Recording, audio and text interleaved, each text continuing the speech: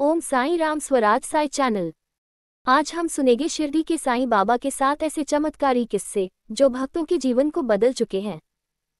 इन कहानियों में छुपा है भक्ति, प्रेम और विश्वास का संदेश। कहानी एक भूखे साधु को भोजन।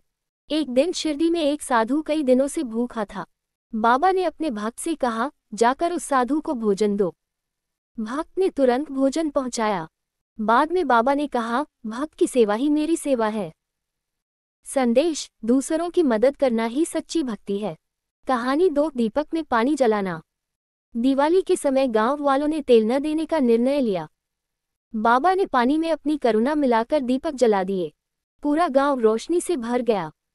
संदेश: सच्चे मन से किया कार्य असंभव को संभव बना देता है। कहानी 3 सांप से बचाया भक्त।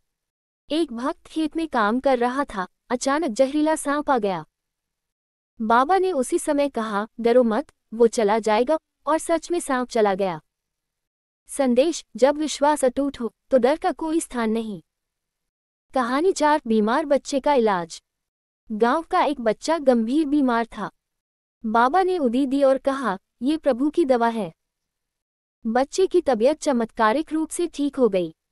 संदेश: विश्वास और आशीर्वाद से रोग मिटते हैं। कहानी 5 मूसलाधार बारिश रोकना। गांव में बाढ़ जैसी स्थिति बन गई थी। बाबा ने आकाश की ओर देखा और कहा, बस करो।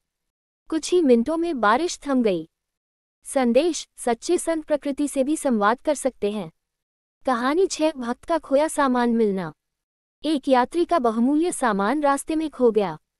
बाबा ने कहा, तुम्हारा सामान मिलेगा। और अगले ही दिन उसे सामान मिल गया। संदेश: विश्वास रखो, सही समय पर सब कुछ लौट आता है। कहानी 7 आत्मा का उद्धार। एक महिला ने बाबा से अपने दिवंगत पति की आत्मा की शांति के लिए प्रार्थना की। बाबा ने उसे सांत्वना दी और कहा, तुम्हारा कार्य हो चुका है।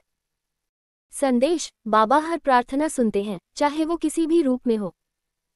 इन 7 किस्सों से हमें ये शिक्षा मिलती है कि साईं बाबा के चरणों में विश्वास, प्रेम और सेवा का भाव रखने वाला कभी अकेला नहीं रहता। ओम साईं राम। फोल्डर